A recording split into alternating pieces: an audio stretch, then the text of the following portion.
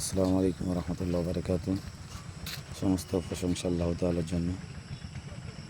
আল্লাহ পাক প্রত্যেকটি নিয়ামত আমাদের দ্বারাই দিয়েছে। তো আমাদের এই দক্ষিণ চব্বিশ পরগনা, যেটা কুলপি থানার অন্তর্গত, যে পিয়ালি নদীর উপরে একটি 32 ফুঁকো একটি ড্যাম, যেটাকে বলা হয় পানি পারাপার করা হয়, পাস করা হয় পানি। তো এটা অনেক খতরনাক হয়ে আছে এখন এই মুহূর্তে। দেখছেন আপনারা, যেটা 32 ফুঁকো কেল্লা, এটা কুলতলি থানার অন্তর্গত। এটা অনেক পুরাতন এবং এটা অনেক পরিশ্রম দিয়ে করা হয়েছিল। আজকে তার পরিস্থিতি অনেক এখন ভালো হয়েছে আলহামদুলিল্লাহ। কিন্তু এদিকে জঙ্গল সব বন্ধ হয়ে গেছে, জঙ্গলগুলো এদিকে সবে করা হয়েছে। আর আপনারা দেখছেন সেই কিছুদিন আগে এই জঙ্গলটার মধ্যে বাঘ এসেছিল। ওই জঙ্গলটার মধ্যে কিছুদিন আগে বাঘ ধরে নিয়ে গেছে, নিশ্চয়ই আপনারা জেনেছেন। তো এখন ব্রিজের পরিস্থিতি অনেক খারাপ হয়ে গেছে, ব্রিজটা দেখছেন সমস্ত কিছু অবস্থা কি হয়ে গেছে, খুব রিস্ক। যেমন ফারাক্কার ওই 109টি আছে, সেটা উঠিয়ে দিয়েছিল বাংলাদেশ, কি অবস্থা। এটাও ঠিক এই পরিস্থিতি। এটা এখন যদি ভেঙে যায় এরকমই পরিস্থিতি হবে। তো দেখছেন ভাই, এই যে পরিস্থিতি খুবই খারাপ। আমরা সরকারের কাছে আবেদন করি এটা খুবই তাড়াতাড়ি রিপেয়ার করে এবং খুবই তাড়াতাড়ি এটা কীভাবে তৈরি করতে হবে।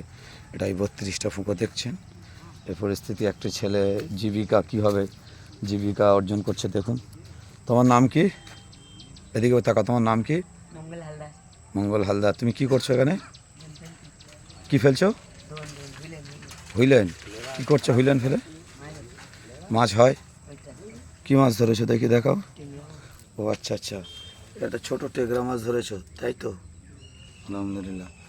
এই হয় মোটামুটি 1 কেজি 1.5 কেজি করে হয়, খাওয়ার রুজি হয়ে যায়, খাবারে হয় ঠিক। এদিকে দেখো, তুমি এদিকে দেখো, খাবার ঠিক রুজি হয়। আচ্ছা আচ্ছা, কী দিয়ে ফেলছো ওটা? চিংড়ি মাছ দিয়ে। তো এই ব্রিজ তো অনেক রিস্কের মধ্যে আছে, আর ওরা সে ওইদিকে নৌকায় থেকে মাছ ধরছে, তাই তো? এগুলো ট্রলার। ব্রিজটার পরিস্থিতি এখন খুবই খারাপ, ভয়াবহ। এর ওপরে গাড়ি চলছে। আপনারা আসুন, ঘুরতে আসুন, এটা অনেক ভালো টুরিস্ট এরিয়া। এটা খুব ভালো ঘোরার জায়গা আছে, সুন্দর।